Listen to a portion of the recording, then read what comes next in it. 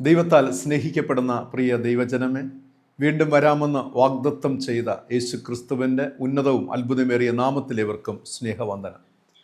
ഏറ്റവും അനുഗ്രഹിക്കപ്പെട്ട ഈ ദിനത്തിനായി നമുക്ക് ദൈവത്തെ സ്തുതിക്കാം, സ്തോത്രം ചെയ്യാം. 2024 വർഷത്തിലെ അവസാന ഞായറാഴ്ചയാണ്. ഈ ദിനത്തിൽ ദൈവവചനം കേൾക്കുവാനും കർത്താവിനെ ആരാധിക്കുവാനും മഹത്വപ്പെടുത്തുവാനും ദൈവകൃപ അനുഭവിപ്പാനൊക്കെ ഈ ആയുസ്സിൽ ദൈവം നമുക്ക് ചെയ്യുന്ന എല്ലാ ഉപകാരങ്ങൾക്കായി നമുക്ക് ദൈവത്തിന് സ്തുതി സ്തോത്രം അർപ്പിക്കാം. ഇന്നലകൾ നടത്തിയ ദൈവം, ഇന്നലകൾ നമ്മെ പരിപാലിച്ച ദൈവത്തിന് സ്തോത്രവും സ്തുതിയും അർപ്പിക്കേണ്ട ഒരു ദിനം കൂടിയാണ്. അതിലേക്കായി നമ്മൾ തന്നെ ദൈവകരങ്ങൾ കൊടുക്കാം. പ്രാർത്ഥനയോടെ ഇന്നത്തെ ഈ ശുശ്രൂഷയിലേക്ക് നമുക്ക് പ്രവേശിക്കാം. സകല ഭൂവാസികളുമായുള്ളവരെ യഹോവയ്ക്ക് ആർപ്പിടുവിൻ, സന്തോഷത്തോടെ യഹോവയെ സേവിപ്പിൻ, സംഗീതത്തോടെ അവിടുത്തെ സന്നിധിയിൽ വരുവിൻ.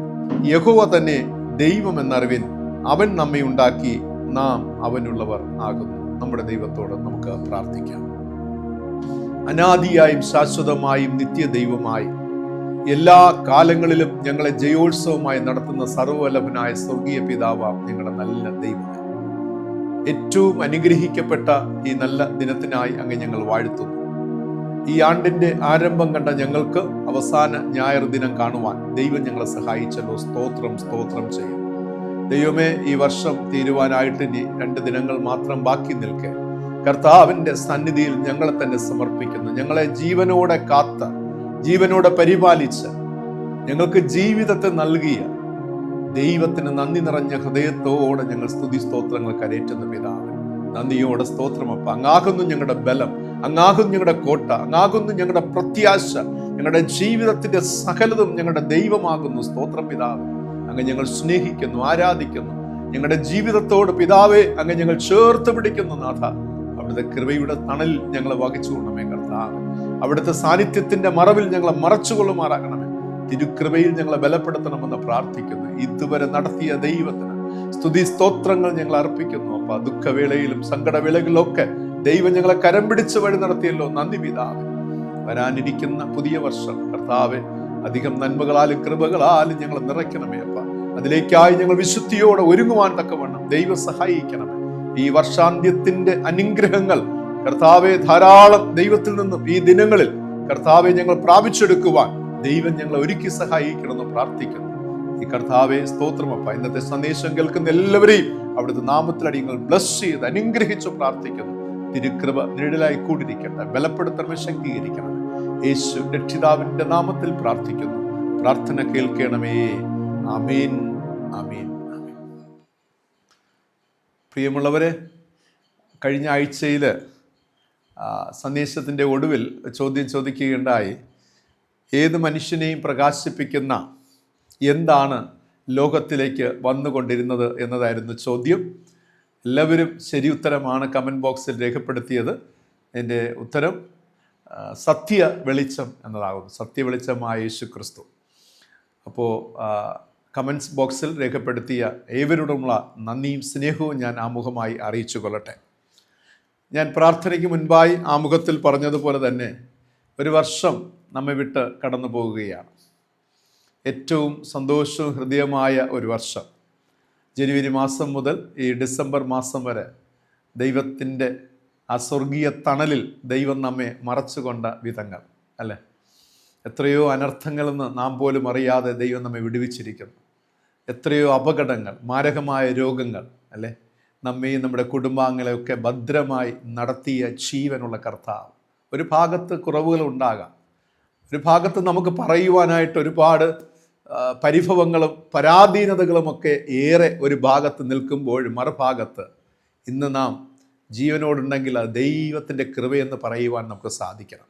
ഈ വർഷാന്ത്യത്തിൽ ഹൃദയം നിറഞ്ഞ നന്ദിയും സ്തോത്രവും ദൈവത്തിന് അർപ്പിക്കുവാൻ നമുക്ക് കഴിയണം. യേശുവേ നന്ദിയപ്പ, എൻ്റെ ജീവനായി, ജീവിതത്തിനായി, എൻ്റെ കുടുംബത്തിനായി, എൻ്റെ ഉപജീവന മാർഗങ്ങൾക്കായി, എൻ്റെ സാമ്പത്തിക ഭദ്രതയ്ക്കായി, ആയുരാരോഗ്യത്തിനായി നന്ദി പിതാവേ എന്ന് പറയുവാൻ കഴിയണം.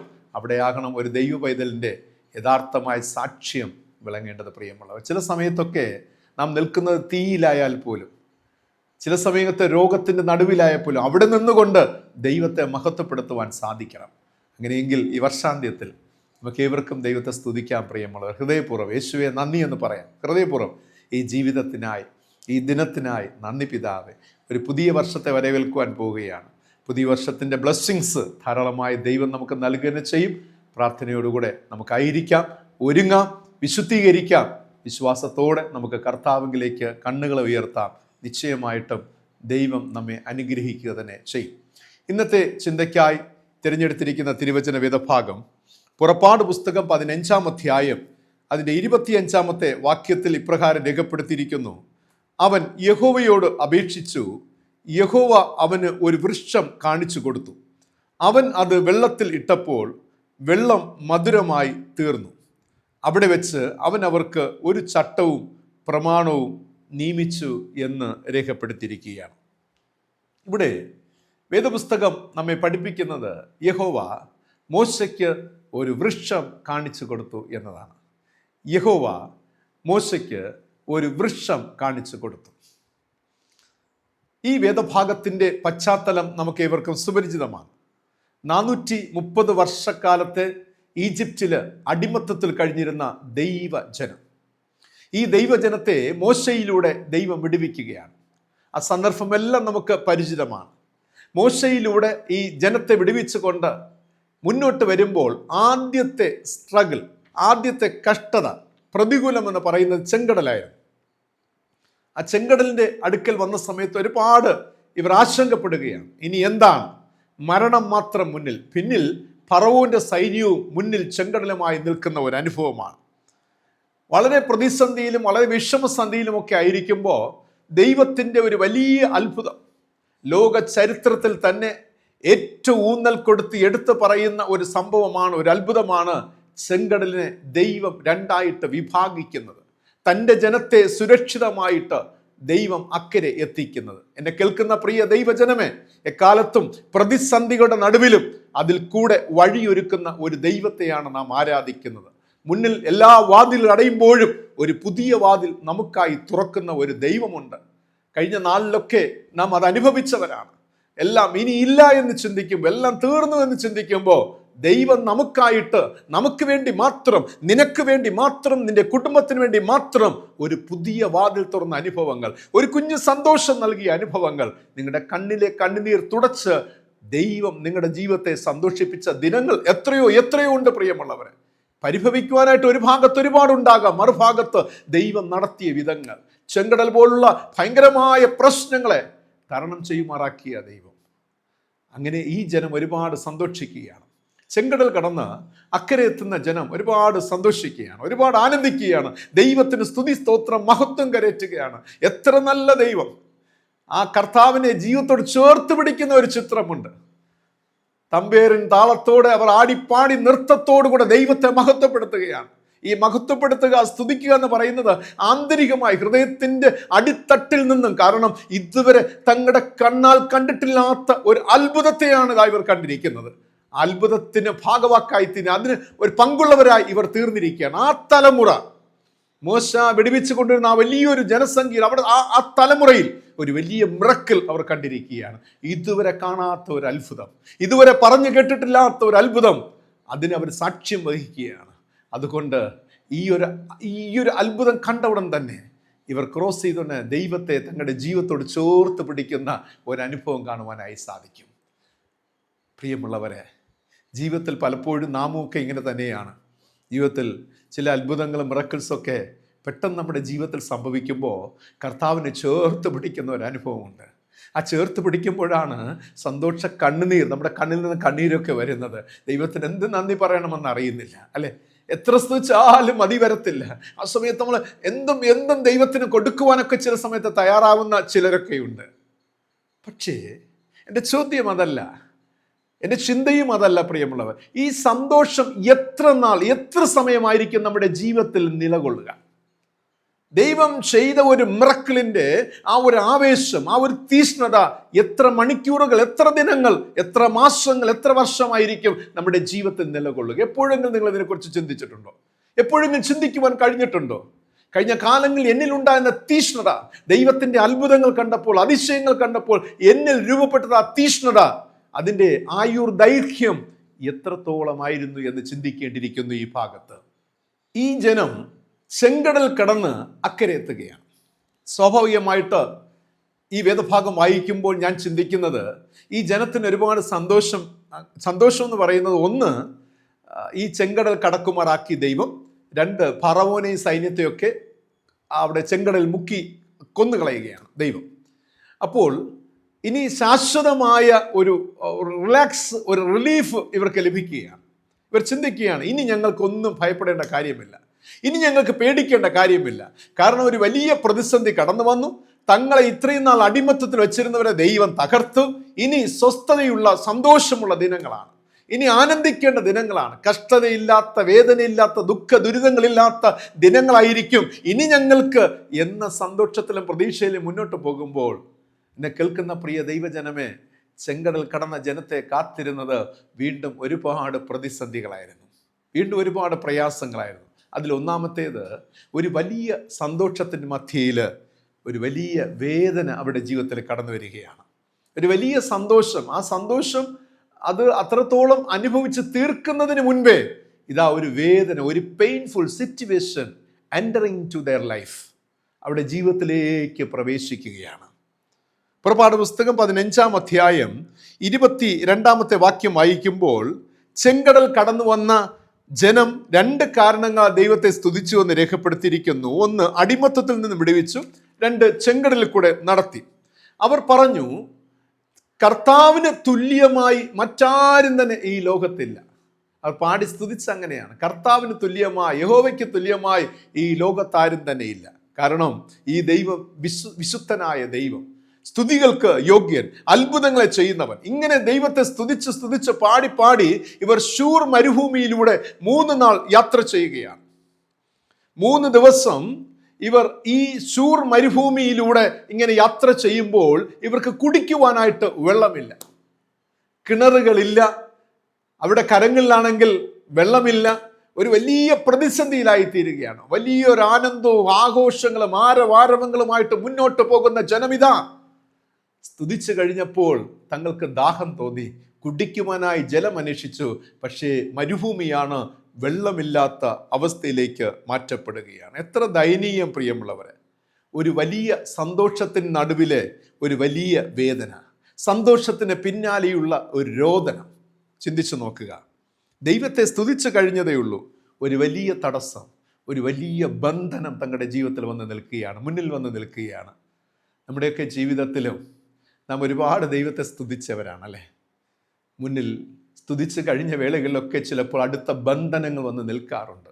ഇനി പ്രശ്നമില്ല, ഇനി പ്രതിസന്ധികളില്ല, എല്ലാറ്റിൽ നിന്നും ഞാൻ വിടുതൽ പ്രാപിച്ചു, എനിക്ക് ദൈവം വിമോചനം നൽകി എന്ന് ചിന്തിച്ച് അധിക നാളുകൾ ചെന്നില്ല, ഇതാ അടുത്ത പ്രതികൂലം വന്ന് ജീവിതത്തിൻ്റെ മുന്നിൽ വന്ന് നിൽക്കുകയാണ്.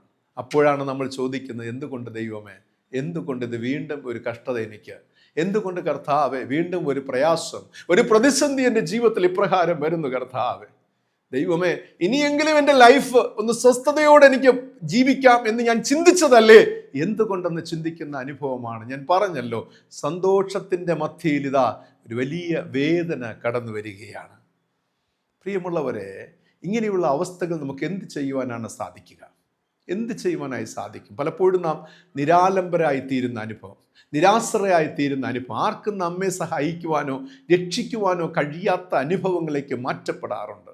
ചിലപ്പോഴൊക്കെ ഈ കാലഘട്ടത്തും നാം അങ്ങനെയുള്ള അനുഭവങ്ങളുടെ പോയിക്കൊണ്ടിരിക്കുന്നവരാകാം. ആർക്കും നമ്മെ രക്ഷിപ്പാൻ കഴിയാത്ത തരത്തിൽ സ്വയം ഉരുകി വീട്ടിനുള്ളിൽ നാം ചെയ്യുന്ന തൊഴിലിടങ്ങളിലൊക്കെ ഉരുകി തീരുന്ന അനുഭവങ്ങളല്ലേ. എത്രയോ പേരെ എനിക്കറിയാം പ്രിയമുള്ളവരെ, സ്വയം ഉരുകി കണ്ണുനീരൊഴുക്കി കിടക്കയെ നനച്ചുകൊണ്ട് ആരോടും തങ്ങളുടെ വേദനകളോ ദുഃഖ ദുരിതങ്ങളോ പറയുവാൻ ഒരാൾ പോലും വിശ്വസ്തരായി കാണുവാൻ കഴിയാതെ, തങ്ങളുടെ മുൻപിൽ കാണുവാൻ കഴിയാതെ സ്വയം സഹിച്ചുകൊണ്ട് സഹനത്തോടെ ജീവിതത്തിൽ മുന്നോട്ട് പോകുന്ന എത്രയോ പേരുണ്ട് പ്രിയമുള്ളവരെ. എത്രയോ അമ്മമാരുണ്ട്, അപ്പന്മാരുണ്ട്, മക്കളുണ്ട് പ്രിയമുള്ളവരെ. ആരോടെൻ്റെ സങ്കടങ്ങൾ പറയും? ആരാണ് എനിക്കൊരു സൊല്യൂഷൻ തരിക, പരിഹാരം കണ്ടെത്തി തരിക? പ്രിയമുള്ളവരെ, സന്തോഷം കുടുംബത്തെ നൽകിയ ദൈവത്തിന് സന്തോഷം പറയുമ്പോഴും, ദൈവത്തിന് നന്ദി അർപ്പിക്കുമ്പോഴും അതിൽ നിന്നുണ്ടാകുന്ന തിക്ത അനുഭവങ്ങൾ, കുടുംബം എന്ന ആ സ്വർഗീയമായ അനുഭവത്തിൽ നിന്ന് ലഭിക്കുന്ന വേദനജനകമായ മരുഭൂമിയുടെ അനുഭവങ്ങളുണ്ടല്ലോ പ്രിയമുള്ളവരെ. ഇത് തന്നെയാണ് ഈ ജനത്തിനും സംഭവിക്കുന്നത്. ഇവർ വലിയൊരു പ്രതിസന്ധിയിലായി തീരുകയാണ്. സന്തോഷത്തിൻ മധ്യയിൽ ഒരു വേദനയുടെ അനുഭവത്തിലൂടെ ഇവർ പ്രവേശിക്കുകയാണ്. രണ്ടാമത്തെ ചിന്ത 15-ാം അധ്യായം 23-ാമത്തെ വാക്യം വായിക്കുമ്പോൾ ഈ ഒരു വലിയ വേദന, ഞാൻ പറഞ്ഞൊരു സന്തോഷം, ചെങ്കടൽ കടന്നു, സന്തോഷമാണ്. അതിൻ്റെ മധ്യ ശൂർ മരുഭൂമി, അത് വേദന പ്രദാനം ചെയ്തു. ഇപ്പോൾ ഇതാ വേദനയും മധ്യയിൽ കയ്പിൻ്റെ അനുഭവം കൂടെ തങ്ങളുടെ ജീവിതത്തിൽ വരികയാണ്. വെള്ളത്തിന് വേണ്ടി ശൂർ മരുഭൂമിയിൽ അലഞ്ഞു തിരിയുകയാണ്. ഒടുവിൽ ഒരു ചെറിയ ഉറവ ഇവർ കണ്ടെത്തുകയാണ്. ഒരുപാട് സന്തോഷം തോന്നി. കാരണം മരുഭൂമിയിൽ ഒരു ഉറവ കണ്ടെത്തുക എന്ന് പറയുന്നത് ഇവിടെ ലൈഫിൽ എന്തെന്നില്ലാത്ത ആനന്ദവും സന്തോഷവും പ്രതീക്ഷയ്ക്ക് വകയുള്ളതുമായി തീരുകയാണ്. അങ്ങനെ അവർ മാറായിലെ ഉറവ കണ്ട് ഒരുപാട് സന്തോഷിക്കുകയാണ്. അവർ മാറായിലെ വെള്ളം കുടിക്കുവാൻ ആഗ്രഹിച്ചു. രുചിച്ചു നോക്കിയപ്പോൾ വേദപുസ്തകം പറയുന്നു അത് കയ്പുള്ള വെള്ളമെന്ന് മനസ്സിലായി. നോക്കണേ, ഒരു വലിയ പ്രതീക്ഷയാണ് അവർക്ക്. ഇത്രയും വെള്ളത്തിനായി ശൂർ മരുഭൂമിയിൽ അലഞ്ഞു ഒരു ഉറവ കണ്ടെത്തി. പക്ഷെ ഉറവയിൽ പോയി വെള്ളം രുചിച്ചു നോക്കിയപ്പോൾ കയ്പുള്ളതായി മാറ്റപ്പെട്ടു. എന്തോരം ദുഃഖമായിരിക്കും പ്രിയമുള്ളവർ. അതാ ഞാൻ പറഞ്ഞത്, വേദനയുടെ മധ്യയിൽ കയ്പ്. ഓൾറെഡി വേദനയുണ്ട്, അതിന് മധ്യ കുറച്ചുകൂടെ കയ്പിൻ്റെ അനുഭവം. ഇത് ജീവിതത്തിൻ്റെ പച്ചയായ അനുഭവമാണ് പ്രിയമുള്ളവരെ. ജീവിതത്തിൻ്റെ ഈ വർഷത്തിൻ്റെ അവസാനം നമ്മൾ സഞ്ചരിച്ചു കൊണ്ടിരിക്കുമ്പോഴും ദൈവം നമ്മെ കാക്കുന്നു, പരിപാലിക്കുന്നു, നടത്തുന്നു ഒക്കെ തന്നെയാണ്. പക്ഷെ ഇപ്പോഴും നിങ്ങളുടെ ബോധ മനസ്സിനുള്ളിൽ ഇങ്ങനെയുള്ള നേർന്ന അനുഭവങ്ങളിലൂടെ അല്ലേ നിങ്ങൾ കടന്നുപോയിക്കൊണ്ടിരിക്കുന്നത്. കാരണം വേദനയുടെ നടുവിൽ കയ്പിൻ്റെ അനുഭവങ്ങൾ, അതാരോടും നമുക്ക് ഇൻ്റർപ്രറ്റ് ചെയ്യാനായിട്ട് കഴിയത്തില്ല. ആരുടെയും മുമ്പാകെ പോയി പ്രൊക്ലെയിം ചെയ്യുവാൻ നമുക്ക് കഴിയത്തില്ല. കാരണം അത്രയധികം സ്ട്രഗിളാണ് നാം ഫേസ് ചെയ്തുകൊണ്ടിരിക്കുന്നത്. ജീവിതയാത്രയിൽ വേദനകൾ ഉണ്ടാകുമ്പോൾ അതിൻ്റെ മധ്യം ഉണ്ടാകുന്ന കയ്പ് നിറഞ്ഞ ജീവിതം നമുക്ക് എല്ലാവറ്റിനോടും വെറുപ്പും കോപവും ഉളവാക്കും എന്നതാണ് സത്യമായ കാര്യം. വളരെ സൈക്കോളജിക്കലായിട്ടുള്ള കാര്യമാണ്. നമുക്ക് അങ്ങനെയുള്ള ഒരു കയ്പിൻ്റെ അനുഭവം വരുമ്പോൾ എല്ലാറ്റിനോടും നമുക്കൊരു അതിർത്തി തോന്നും.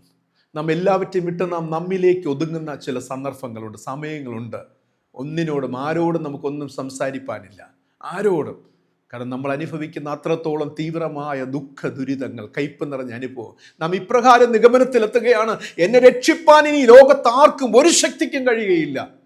എൻ്റെ ജീവിതം ഇങ്ങനെ തന്നെ ഉരുകി തീരണമെന്നതാണ്. ശരിയല്ലേ പ്രിയമുള്ളവരെ? നാം നമ്മിലേക്കൊന്ന് നോക്കിയേ, നമ്മുടെ കുടുംബത്തിലേക്കൊന്ന് നോക്കിയേ, നമ്മുടെ ദേശത്തിലേക്ക്, നമ്മുടെ സഭയിലേക്കൊക്കെ നോക്കിയേ. ഇങ്ങനെയുള്ള വീർപ്പുമുട്ടുന്ന വേദന നിറഞ്ഞ കയ്പ് നിറഞ്ഞ അനുഭവങ്ങൾ എത്രയോ ജീവിതങ്ങൾ നമുക്ക് ചുറ്റുമുണ്ട്, നമ്മിലുണ്ട്, നമ്മുടെ കുടുംബത്തിലുണ്ട്. ഇതൊക്കെ ദൈവജനത്തിൻ്റെ ഈ ലോകത്തിലെ ജീവിതമാണ് പ്രിയ. അതുകൊണ്ടാണ് കർത്താവായ യേശു ക്രിസ്തു പുതിയ നിയമത്തിൽ പറഞ്ഞിരിക്കുന്നത്, ലോകത്തിൽ നിങ്ങൾക്ക് കഷ്ടമുണ്ടെങ്കിലും ധൈര്യപ്പെടുവൻ. മറുഭാഗത്ത് പറഞ്ഞിരിക്കുകയാണ്, ഒരുവൻ ക്രിസ്തുവിൽ അവൻ പുതിയ സൃഷ്ടി, പഴയത് കഴിഞ്ഞു പോയി സകലവും പുതുതായി തീർന്നിരിക്കുന്നു. സത്യമാണ്. ക്രിസ്തു യേശുവിൽ വിശ്വസിച്ച് അവനെ സ്വന്തം രക്ഷിതാവായി കൈക്കൊള്ളുമ്പോൾ സകലവും പുതിയതാണ്, പുതിയ അനുഭവങ്ങൾ തന്നെ. പക്ഷേ യേശു ക്രിസ്തു പറഞ്ഞ എന്താണ്? ഈ പുതിയ അനുഭവത്തിൻ്റെ മധ്യേ നിങ്ങൾക്ക് കഷ്ടതയുണ്ട്, നിങ്ങൾക്ക് പ്രയാസങ്ങളുണ്ട്, കയ്പിൻ്റെ അനുഭവമുണ്ട്, മാറ പോലുള്ള അനുഭവങ്ങളുണ്ട്. പക്ഷെ ധൈര്യപ്പെടുവിൻ, ഞാൻ ലോകത്തെ ജയിച്ചിരിക്കുന്നു. ഇത് അന്വർത്ഥമാകുന്നത് ഇവിടെയാണ്. നോക്കണേ, മൂന്നാമതായി ഇവിടെ ഇതാ 15-ാം അധ്യായം 25-ാം വാക്യം വായിക്കുമ്പോൾ കയ്പിൻ മധ്യേ ഒരു മധുരം നൽകുകയാണ്. ആദ്യം സന്തോഷത്തിൻ മധ്യയിൽ വേദന, വേദനയുടെ നടുവിൽ കയ്പ്, ഇപ്പോൾ ഇതാ കയ്പിൻ മധ്യേ ഒരു മധുരം നൽകുകയാണ്. വേദനയും കയ്പും നിറഞ്ഞ ജീവിതം ജനത്തെ വലയ്ക്കുമ്പോൾ അവർ ദൈവത്തിൻ്റെ മേൽ വച്ചിരുന്ന വിശ്വാസത്തെ നഷ്ടപ്പെടുത്തുകയാണ്. ഏറ്റവും പ്രധാനപ്പെട്ട ഒന്നാണ്. 2024 ഈ വർഷം പൂർത്തിയാകുമ്പോൾ നാം ഏറ്റവും പിടിച്ചു നിർത്തുന്ന ഒരു കേന്ദ്ര ബിന്ദു എന്ന് പറയുന്നത് ഇത് തന്നെയാണ്. ഈ ജനം ദുഃഖ ദുരിതങ്ങളിലൂടെ കടന്നു പോകുമ്പോൾ, പ്രയാസങ്ങളിലൂടെ കടന്നു പോകുമ്പോൾ, ഇവരിതാ കയ്പ് നിറഞ്ഞ ജീവിതം ഇവരെ ദൈവത്തിന്മേൽ വച്ചിരുന്ന വിശ്വാസത്തിൽ നിന്നും ഇവർ അതിൽ നിന്നും താണ നിലവാരത്തിലേക്ക് മാറ്റപ്പെടുന്നു എന്നുള്ളതാണ്. മറുഭാഗത്ത് പറഞ്ഞാൽ ഇവരുടെ വിശ്വാസം നഷ്ടപ്പെടുന്ന ഒരു ചിത്രം കാണുവാനായി സാധിക്കും. ഈ ഭാഗം വായിക്കുമ്പോൾ നമുക്ക് കാണുവാൻ കഴിയുന്നത്, ഞങ്ങൾ എന്ത് കുടിക്കും എന്ന് പറഞ്ഞ് അവർ മോശയ്ക്ക് എതിരായി പിറുപിറുത്തു എന്നാണ് ഇവിടെ രേഖപ്പെടുത്തിയിരിക്കുന്നത്. മോശയ്ക്കെതിരായിട്ട് പിറുപിറുത്തു. ഈ സമയം മോശ യഹോവയോട് അപേക്ഷിക്കുകയാണ്. ദൈവത്തെ വിളിക്കുന്ന ഒരു ചിത്രം അവിടെയുണ്ട്.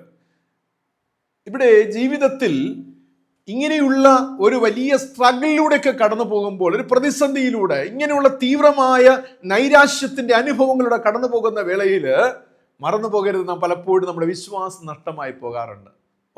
പ്രാർത്ഥിച്ചതൊക്കെ വെറുതെ ആയിരുന്നു, ആരാധിച്ചത് വെറുതെ ആയിരുന്നു, ദൈവത്തോട് നിലവിളിച്ചത്, വേദപുസ്തകം വായിച്ചത്, ധ്യാനിച്ചതൊക്കെ വെറുതെ ആയല്ലോ, വാഗ്ദത്തങ്ങളിൽ മുറുകെ പിടിച്ചതൊക്കെ വെറുതെ ആയി പോയല്ലോ എന്ന് ചിന്തിച്ച് പലപ്പോഴും നൈരാശ്യത്തിന്റെ പടുകുഴിയിലേക്ക് ഇറങ്ങിപ്പോകുന്ന അനുഭവത്തിൽ നമുക്ക് നഷ്ടമാകുന്നത് ദൈവത്തിന് മേൽ നാം വച്ചിരുന്ന വിശ്വാസത്തെയാണ്.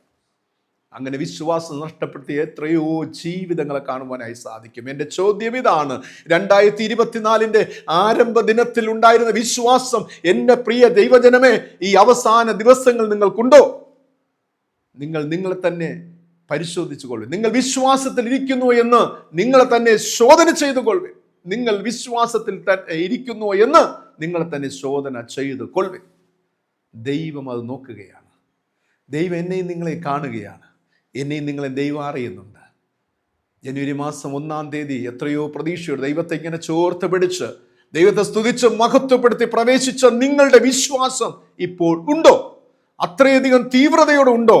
അതോ അതിൽ കുറവ് സംഭവിച്ചിട്ടുണ്ടോ? അതോ അതിൽ വർധനവ് സംഭവിച്ചിട്ടുണ്ടോ? ചിന്തിച്ച് നോക്കുക പ്രിയമുള്ളവരെ. ഇവർ മോശ യഹോവയോട് അപേക്ഷിക്കാൻ ദൈവത്തെ നിലവിളിക്കുകയാണ്. ഇവിടെ ഒരു മരത്തെ ദൈവം മോശയ്ക്ക് കാണിച്ചു കൊടുക്കുകയാണ്.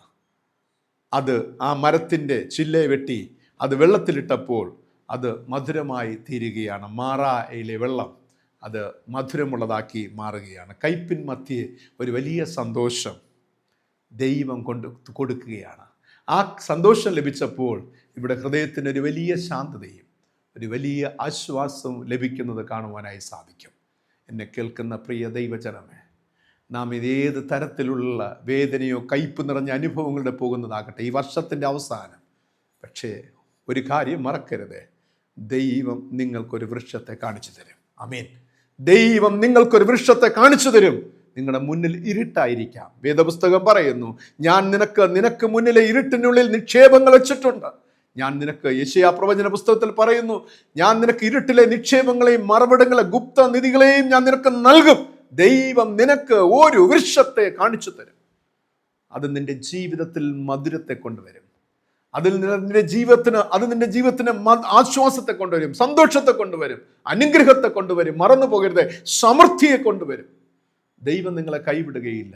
പകുതി വഴിയിൽ വെച്ച് ഉപേക്ഷിക്കുവാനല്ല ദൈവം നിങ്ങളെ തിരഞ്ഞെടുത്തത്, ദൈവം നിങ്ങളെ വിളിച്ചിരിക്കുന്നത്, നിങ്ങളുടെ കരത്തെ മുറുകെ ദൈവം പിടിച്ചിരിക്കുന്നത്. പ്രിയമുള്ളവരെ, നിങ്ങൾ ചിലപ്പോഴെങ്കിലും ചിന്തിക്കുമായിരിക്കും, പറയുമായിരിക്കും, എൻ്റെ ദൈവം എന്നെ കൈവിട്ടു, എൻ്റെ കുടുംബത്തെ കൈവിട്ടു, എൻ്റെ ആഗ്രഹങ്ങളൊക്കെ തകർന്ന് ചിന്നാഭിന്നമായി പോയ ഒരു അനുഭവമാണ്, സാഹചര്യമാണ്. പക്ഷെ ദൈവം പറയുന്നു, ഇല്ല മകനെ, മകളെ, നീ ഇന്നും ജീവനോടിരിക്കുന്നുവെങ്കിൽ നിന്നെക്കുറിച്ച് എനിക്കൊരു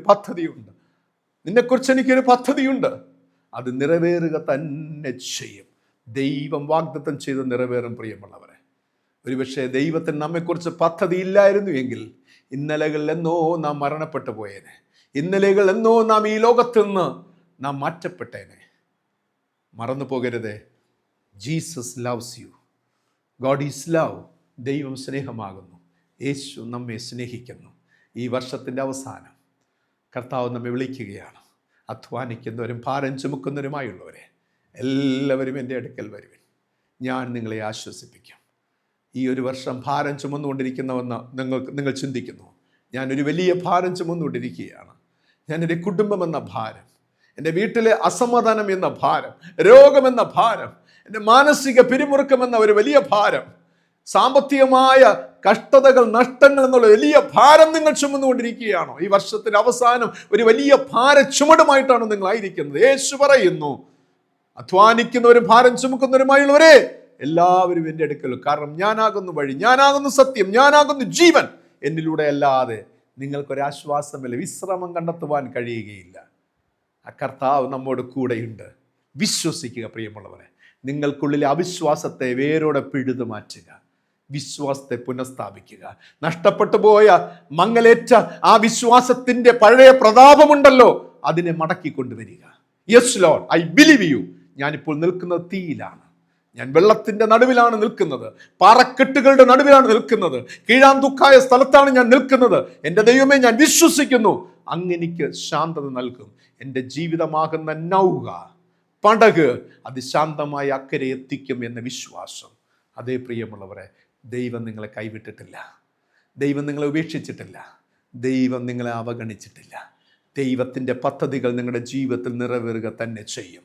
വിശ്വസിക്കുക, പ്രാപിച്ചെടുക്കുക, ദൈവത്തെ മുറുകെ പിടിക്കുക, സത്യവേദ പുസ്തകത്തെ ജീവിതത്തോട് ചേർത്ത് പിടിക്കുക. ആമേൻ. ദൈവത്തെ സ്നേഹിക്കുക, ദൈവത്തെ സ്നേഹിക്കുക. ദൈവം സ്നേഹം തന്നെ പ്രിയമുള്ളവരെ. ദൈവം നിങ്ങളെ കൈവിട്ടിട്ടില്ല, മറന്നു പോകരുതേ. ദൈവം നിങ്ങളെ കൈവിട്ടിട്ടില്ല. നിങ്ങൾ ഇന്ന് ജീവനോടെ ഈ ഭൂമിയിലുണ്ടെങ്കിൽ, നിങ്ങളുടെ വീട്ടിലുണ്ടെങ്കിൽ ഓർക്കുക, നിങ്ങളെ ദൈവം കൈവിട്ടിട്ടില്ല. ദൈവത്തിനൊരു വലിയ വിശേഷമായ പദ്ധതിയുണ്ട്, പ്ലാനുണ്ട് നിങ്ങളെക്കുറിച്ച്.